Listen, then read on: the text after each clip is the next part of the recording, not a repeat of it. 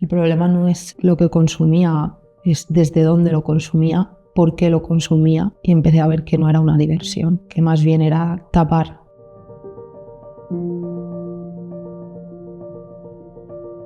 Nunca tuve la oportunidad de ser niña como tal, de vivir la inocencia, de vivir la libertad. Recuerdo a esa niña siempre como con dos vidas, ¿no? Tenía una parte, había un círculo donde el amor y el desorden estaban juntos, gritos, los insultos, el alcohol, los abusos sexuales predominaban. Luego sí que había una parte bonita que estoy empezando a ver a través de fotos y a través de poder volver a recordar quién era esa niña, pero sobre todo esa niña era muy sumisa, callada, muy obediente a cualquier cosa, hasta el simple hecho de abuso sexual. Esa niña sentía mucha soledad, mucho pánico, sobre todo nocturno. Sentía que todo era mi culpa, que todo lo que pasaba es que realmente yo lo estaba buscando. Era despertarme con miedo, volverme a dormir con miedo y bueno, vi cosas terroríficas. Cuando tienes esos patrones de familia, entiendes que no hay otra cosa, que la forma de relacionarte con los demás, de relacionarte contigo, es agresiva, es dañina. No era capaz de expresar nunca tampoco si algo me parecía bien o me parecía mal. Todo estaba tan mal que, bueno, ya está, es lo que hay. Es que solamente entendía la vida con dolor, con daños, con insultos y con gritos. Al final, al haber tenido esas conductas relacionadas con el alcohol y todo eso, era una adolescente ya que consumía mucho alcohol, era muy agresiva verbal y físicamente, regalaba mi cuerpo, hacía lo que fuera para que me quisieran. No sabía que el amor altruista podía existir, o sea, siempre daba mucho para recibir algo. Entonces, cuando siempre estás dando para recibir algo, siempre estás constantemente reprochándoles a las otras personas que no te dan lo que tú quieres. Era o un maltrato o comprar mi amor, o comprar el amor de los demás, regalar tu cuerpo, comprar amor, ¿no? Con el exceso de regalos o el exceso de entrega a la otra persona. Era una manera también de no verme a mí. Era más fácil ensalzar a una persona que ensalzarme a mí, porque ensalzarme a mí yo no tenía ni idea de cómo se hacía eso. Hubo una frase que me dijo mi primer novio cuando me dejó. Él me dijo, esta no es la Ana de la que yo me enamoré. Y yo me estuve cuestionando esa frase. ¿Qué Ana? ¿De qué habla? Y a día de hoy, con 29 años, tenía 16, entiendo de qué Ana estaba hablando. Era algo que él veía, que yo no veía. Pero me dejó porque mis conductas eran insostenibles. Al final buscaba padres y madres en mis relaciones. Buscaba salvavidas, buscaba refugios. Y enamorarte desde ahí es complicado. No es que no existiera amor, pero al final siempre era como que tú estás en deuda conmigo. Recuerdo esta etapa como algo duro y muy disociado. La soledad estaba latente todo el rato. Me cambiaron varias veces de instituto, me costó mucho hacer amigas de verdad. Y al final es como te quieres hacer la guay del instituto, ligar con todos los chicos, luego eres la primera que bebe, la primera que fuma. Empecé a trabajar muy jovencita, no quería estudiar, era fugada de clase siempre, consumía otro tipo de drogas. Me volví muchísimo más rebelde, mucho más agresiva, entonces eso empezó a llamarse como rebelde sin causa, ¿no? En realidad siempre hubo una causa, pero bueno, la niña es una rebelde sin causa, pero nadie le preguntaba a la niña o al adolescente, oye, ¿qué está pasando realmente? Entonces ya muy jovencita bebía mucho y quería llegar al estado de olvidarme de las cosas, no saber ni cómo llegar a mi casa. Empecé a sentir que era anestesiante de dolor, era anestesiante, olvidaba, sacaba una versión de mí que aparentemente en ese momento me gustaba, pero evidentemente no, porque me hice mucho daño y también sé que hice daño a personas. Yo me presenté a un reality, a Gran Hermano, y me cogieron para entrar. Hola, me llamo Ana Climent, tengo 21 años, soy muy guerrera, no me callo absolutamente nada, todo el día haciendo bromas, que si me hago el pino en la pared, que si no sé qué, que si no sé cuál, sobre todo cuando llegamos de fiesta o cualquier cosa. Luego estuve muy pocos días, pero era la primera vez que ganaba algo, era como, uy, alguien ha visto algo en mí, ¿no? Entonces me quedé allí. Cuando salí de la casa me quedé allí, 21 años, sola en Madrid. Luego empecé también a descubrir mi sexualidad. Más, fiestas, horas y horas y horas y horas. Y claro, cuanto más horas, más consumo. Empezaron mis desapariciones también. Desaparecía muchos días, no quería hablar con nadie. Era consciente de que me buscaban, pero yo no aparecía. me tiraba días por ahí. En realidad no quería estar en ningún sitio, solamente quería que mi mente no estuviera en mi cuerpo, ni mi cuerpo en mi mente. Luego también tuve mi primera pareja mujer, que estuvimos 4 años y medio. Ella fue la única que se cuestionó y se preguntó realmente qué algo escondía.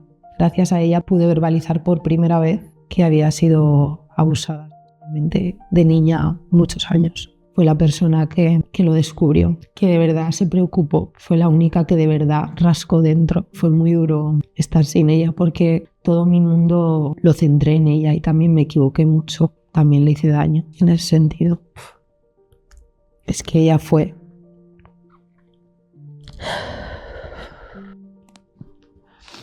Una de las cosas que más aprendí de esa relación es que tu felicidad no puedes crearla en torno solo a una persona, pero fue muy duro, entender eso fue muy duro porque era mi mundo. Su marcha fue en realidad también un poco positivo porque fue una manera de decir, oye, mira aquí dentro. Y fue cuando empecé a ir a terapia y también verbalicé por primera vez, con 22, 23, que esto estaba ocurriendo. ¿Qué pasa? Al ponerlo frente al espejo, frente a una persona, dices, ostras, esto es real. Pero estaba como en una parte de mí como muy escondida. A veces me entraban flashes mentales de los momentos en los que abusaba de mí, pero enseguida los tapaba. Pero eran de repente, gracias a ella y a esa terapeuta, me lo pusieron enfrente y fue como, no puede ser. Entonces fue cuando empezó mi primera depresión. Fue como si me pasara un tsunami por encima.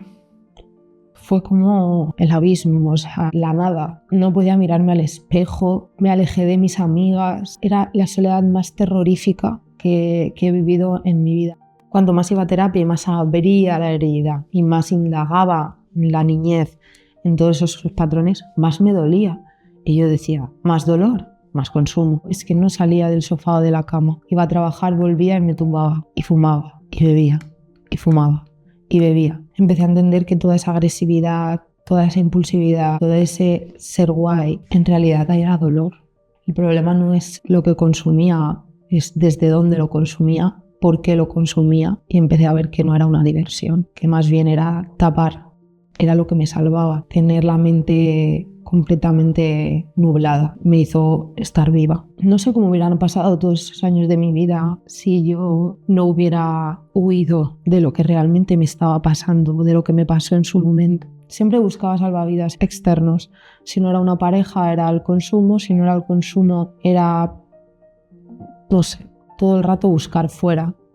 Tuve un brote psicótico. No recuerdo absolutamente nada. Venía de haber pasado un fin de semana a tope de excesos. Sentía como las típicas películas que empiezan las paredes a cerrarse. Y ahí dije, Ana, hay un problema mayor. Y ya no es solo sexual, tengo una adicción. Bueno, a raíz de eso empiezo a tener temporadas en las que tenía que estar en casa de mi padre porque no podía estar sola para no consumir, o bien sea porque los terrores nocturnos, parálisis de sueño, pesadillas constantes con mi abusador era terrorífico. Y entonces un día dije, yo no quiero estar aquí, yo no voy a poder, es que no voy a poder.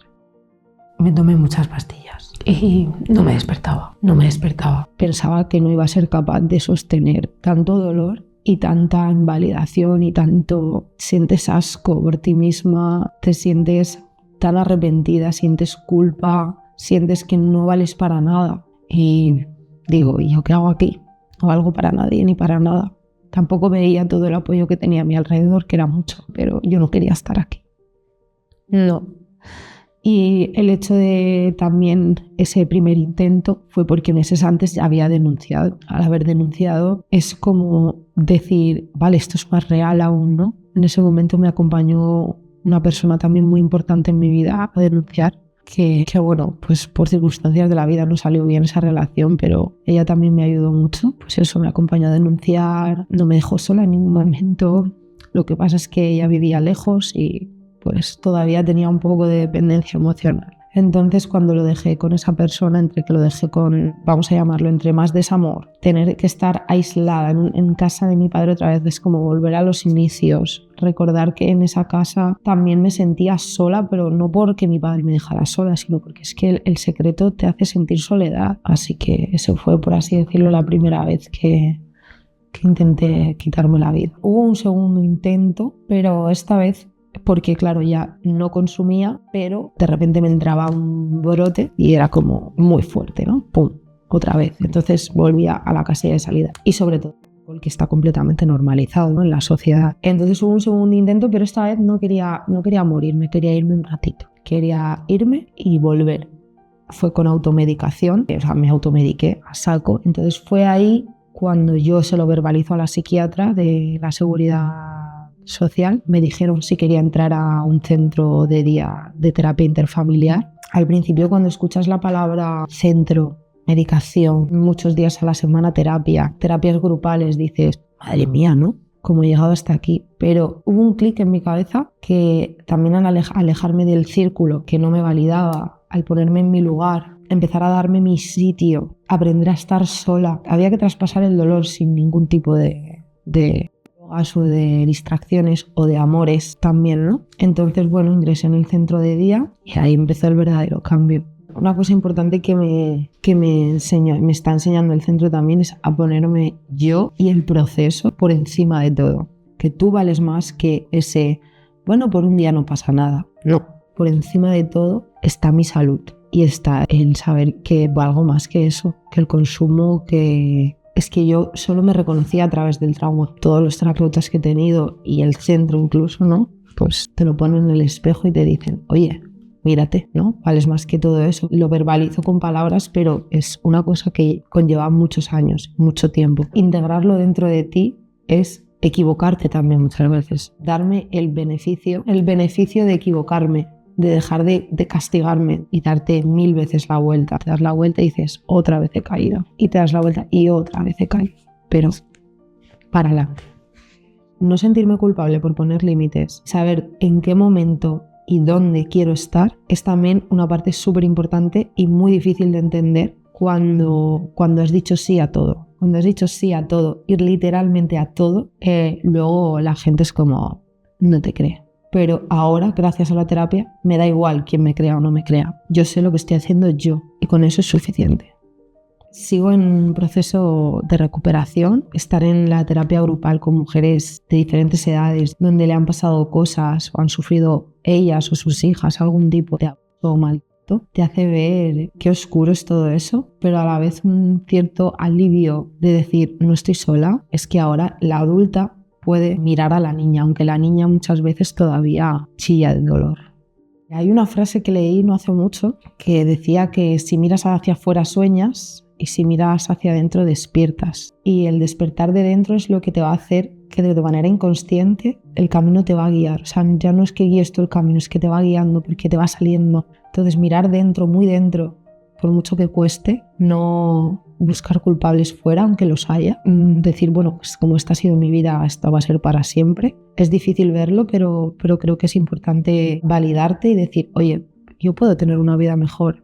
Existen otras oportunidades, pero lo más importante es pedir ayuda. Entender en terapia que necesito más ayuda quizás que otra persona. No pasa nada, cada uno necesitamos lo que necesitamos. Entender eso ha sido crucial en la terapia. Es decir, que lo que una persona esté haciendo no significa que yo tenga que hacerlo igual. A lo mejor a mí me cuesta más, pero no por eso soy menos. Y uno de los consejos más sabios que me dieron 2 amigos míos cuando empecé el consumo más fuerte, me sentaron muy seriamente y me dijeron, cuidado, porque la línea a la adicción, entre la diversión y la adicción, es una línea muy fina y muy invisible y puedes estar de la noche a la mañana justo en el otro lado y ahí ya sí que es más complicado salir.